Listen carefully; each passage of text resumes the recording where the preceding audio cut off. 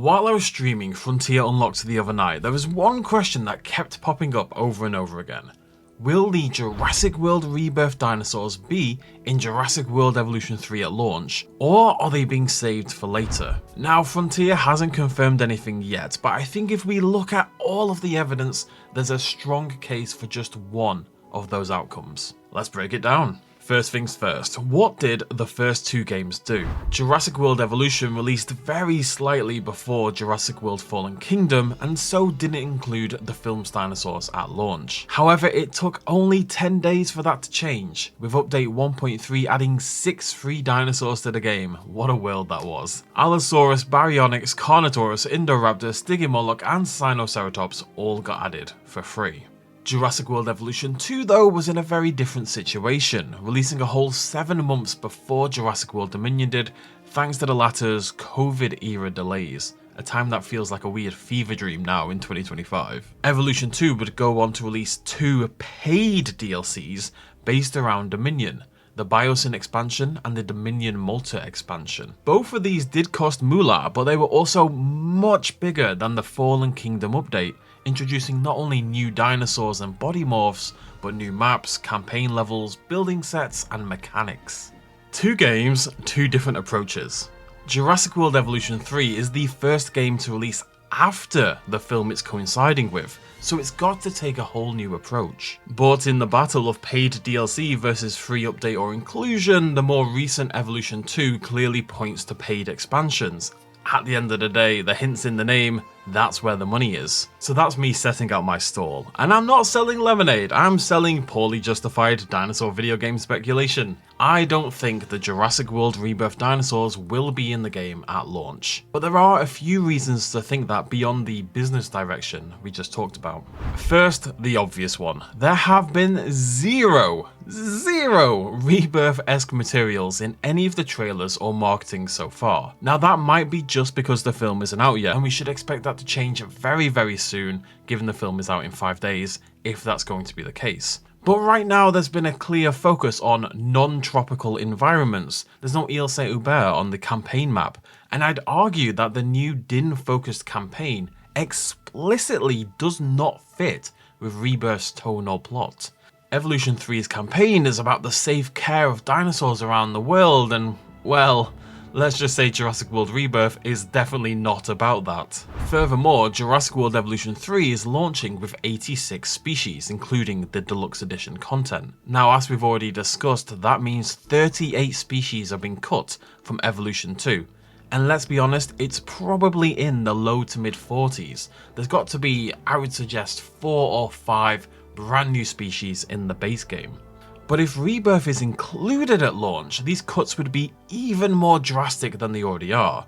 Now, I'm not going to go into spoiler territory here, but Rebirth introduces at least 6 brand new species into the franchise, not to mention a cavalcade of new versions of existing creatures, some of which, the Spinosaurus in particular, require drastic remodels. If they're in the game from day one, we're looking at close to 50 species cut from the Evolution 2 roster, and I just think that's too drastic a culling. And that's all part of this as well. Rebirth is going to be a lot of work for Frontier.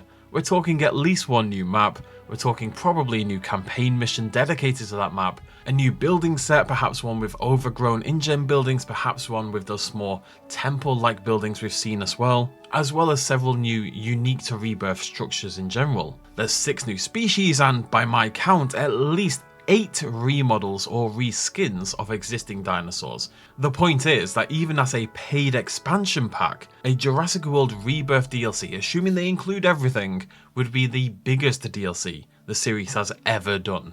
And that kind of content drop isn't something you bury in a launch window, it's the kind of thing you headline 6 months down the line when you want to reignite interest in your game. Finally, Frontier are a business. They love a big marketing moment, and Rebirth is exactly that.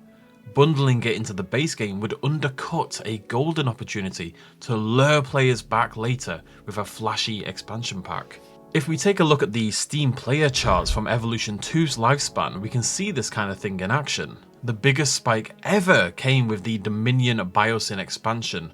More players, more sales. The The Dominion Multi expansion wasn't as well received, maybe because it split the content in two and that turned people away, and because the Multi's building set, I would say, didn't quite feel Jurassic in the same way. The Feathered Species pack caused the second highest spike in player count, proving how much this audience values paleo accuracy, despite what some people will tell you, and the Marine Species pack did pretty well as well. Let's be honest, Megalodon was always going to get people adding to carts. That final big spike? Last year's Steam Summer Sale.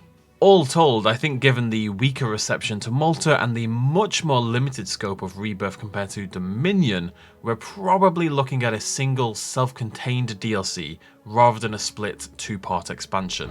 Roster calls, marketing cycles, timing, historical precedent, the total silence so far. There's a lot here pointing to Jurassic World Rebirth content not being in the game at launch. Now personally, I'm okay with that. The game is already offering so much that's new. We've got modular building, those vastly improved terrain tools, and of course, juvenile dinosaurs and breeding. I don't think we need all that Rebirth content on top of that at launch. That said, I doubt they'll wait too long. The gap between film and game is already 4 months, so I suspect we might get at max one dinosaur pack post-launch, and then the Rebirth expansion pack will hit probably early 2026. But don't be surprised if it drops even sooner. I would suspect it's probably being worked on right now. Now obviously this is all reasoning and speculation on my part, but I do think it's pretty likely. How would you feel if the Rebirth content didn't make it in for launch? Would you rather have all of that up front, or would you prefer getting your fill of the game first and then diving into a big DLC later on? Sound off in the comment section down below, throw me a like, stick around for more Jurassic World Evolution 3 content in the lead up to release. Hopefully we get some news pretty soon. They've definitely been teasing it a little bit in the wake of the Frontier Unlocked. And that is about it. I'll see you lovely folks very, very soon. Thanks for joining me. Cheers, much love as always. Bye-bye.